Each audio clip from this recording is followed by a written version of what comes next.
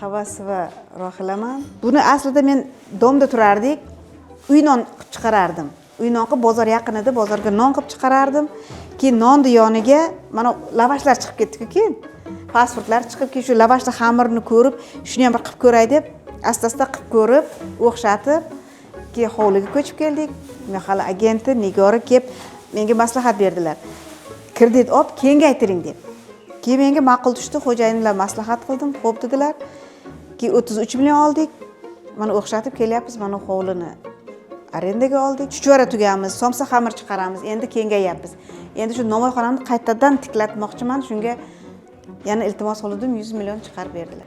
Talab turib qizlarga birinchi svej xamir chalinadi. Qizlarda qo'lda xamir qildirmayman, mishalka bor. Mishalkada xamir qilinadi, keyin uni zuvolalab, dam oldirib, yoyib boshlayveradi. Piyoz, go'sht tayyorlab, chuchvarani boshlaydilar. Mana qizimiz somsachi. Somsa xamirini yoyib, nima qilib, konteynerlarga joylashtirib topshiramizda. Endi bu hozir ko'proq mana lavash xamirimiz chetga chiqaramiz, eksport qilib Qozog'istonga talab ko'paygan. Shunga Qozog'istonga chiqaramiz. Qozog'istonda ota-onam turadi, shularga borib keyin bir choyxonaga kirdim, lavash xamiri yaxshi o'tyapti. Keyin so'radim. Keyin olib kelib ko'rsatingchi dedi. Olib borib bir ko'rsatuvdim, ma'qul tushdi, yuqaligi, mazasi shunga talab bo'laverdi, chiqarib endi yetkazyapmiz. 2000 dona jo'natamiz. 100 pachka bo'ladi. 100 pachkani Qozog'istonga chiqarib jo'natib yuboramiz.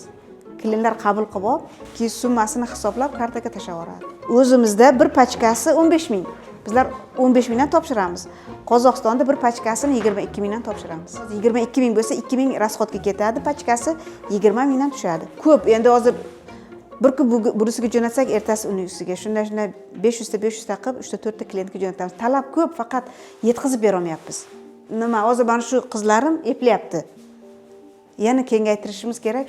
Katta ob'yem bir kunda bir qop, ikki qop qilingandan keyin u katta ob'yem u qizlarga nima bo'ladi? Og'irlik qiladi xamir. Shunga mishalkada yordamida mishalkaga dedi 5 minut xamir tayyorlab beradi. Uni zuvola qilishi vaqt, qo'l mehnat. Keyin nima deydi? Yoyadi, dam oldiradi, bichadi, pishiradi, taxlaydi, upakovka qiladi. Shuga hammasi qo'l mehnat. Ichki bozorimizga ham talab ko'p, faqat ulgura olmayapmiz. Gulistonga jo'natamiz, Jizzaxga jo'natamiz, Paxtakorga, o'zimizda bozor. Ikkita filialimiz bor. Ikkita qizim ham ishlab, o'zlari chiqib, o'zlari kengaytirib ishlayaptilar ham. Qozog'istonga ham chiqaryapti, nimaga ham jo'natyapti. Siz qo'rqmaysizmi, mana bular menga raqobatchi bo'ladi, nonimni yarim qiladi? Yo'q, osh eldiki. Undan qo'rqmayman, xursand bo'laman. Mendan hunar olib kengayganiga men xursandman. Boshida qo'lidan ish kelish kerak. Harakat qilish kerak. O'shanda bo'ladi. Oddiy eng oson ish bu. Eng oson. Men o'zimga o'ylayman, eng oson ish mana shu mehnat deb. Qiyin emas. Faqat epchillik kerak, harakat, mehnat kerak bo'ldi. Endi boshida birdaniga katta nima qilib bo'lmaydi. Bir qop undan boshlayversa, keyin kengaytib, xaridor o'xshatib, mahsuloti sifatli bo'lgandan keyin o'zi talab ko'payaveradi. Shunga qarab kengaytirib olaveradi. Menda bu ishda sir bo'lmagan, faqat nima deydi? Tug'ma talant deydimi? Shu o'zim xamirda qo'lim kelishardi, shuytib birinchi kichkina yoyardim, ulgura olmadim. Keyin mana stol qurib, stolga kengaytirib, shuytib o'xshatib shu mehr kerak. O'zim past, ya'ni ichkaridaman, faqat eksport olib chiqib ketganda bo'lmayman, qizlar qiladi. Endi soat 8 dan boshlaymiz, 12 gacha. Hozir iftorlikgacha bir qiladi, keyin yana qizlar kelib chuchvara tugadi. Chuchvarani tugib, morozinlikka qotirib, saharga tayyorlash kerak. Saqlash nimasi bor? Morozinlikdan saqlanadi. Bizda qo'lda ko'p turmaydi. Bugun tayyor bo'ldimi, ertalab chiqib manzilga yetkazamiz. Bir qop undan 2000-2200 ta chiqadi. Sifatli bo'lish kerak. Orasida sinig'i bo'ladi, yo nimasi bo'ladi, unga keyin bir oladi, bir olgan odam sifatli chiqmadim, qaytib olmaydi. Sifatli chiqsa, talab kuchli. Menda hozir 6 ta ishlayapti. Kim qancha ishlasa, shunga qarab beraman. Oyiga qizlarim 3 milliondan 9 milliongacha ish haqi oladi. Endi o'rtada daromad ob'yomda oyiga 50 million tushadimi, 100 million tushadimi, rasxodni chiqaramiz. Gaz, svet, un, tuz, paket hamma rasxodlarni chiqaramizda, qolgani teng bo'linadi. Endi o'zimga mana hozir chuchvarada ham hisobim borda, men o'zimning hissam, nimada ham, somsada ham, yupqada ham 12 million, 15 milliongacha bor. Uchun men qizlarga ham oyni to'ldirib berayman-da. Hozir bugun bunisini oldim, 2-3 kundan keyin unisi oladi. Shu navbat bilan olaveradi. Bir oy to'laq berayman. Mana qizim 5 yildan beri qo'limda ishlaydi. Bu bozorning yonida turadi.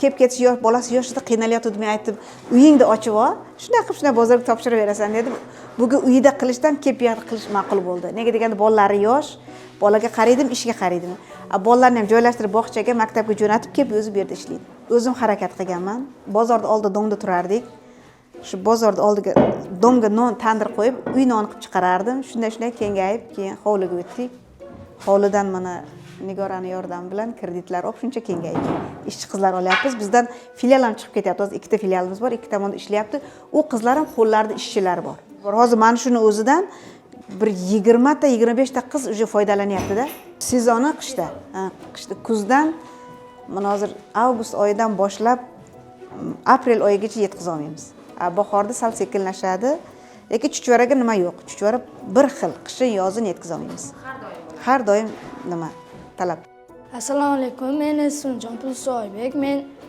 shu ishga 1 yildan beri shug'ullanaman men hozircha oyligim kamroq bo'lsa ham yaxshi bonuslar ko'p shunchalar ko'pki uni tagiga ham yetolmaysiz o'tgan yil noyabrga kelganman qarasam xolam ana yubqa yoyapti ekan keyin bu qanaqa ish desam mana shunaqa tushuntirdi keyin oradan ozgincha vaqt o'tib mana shu sexni oldi keyin shu yoqda ishga kirdim hozirda oyligim 600 ming xudo xohlasa yana oyligim kengayadi maktabdan keyin har doim 1-2 da ham kela olaman xohlasam bu yoqda ertalabgacha ham ishlay olaman bir zavq beradi odamga motivatsiya beradi o'zimni katta fabrikamni ochmoqchiman yubqa zavod shu xolam menga yordam beradi xudo xohlasa boshimda turadi mana hozir iftorlikka faqat bizga ko'proq mana shuni tayyorini talab qilyapti og'iz ocharga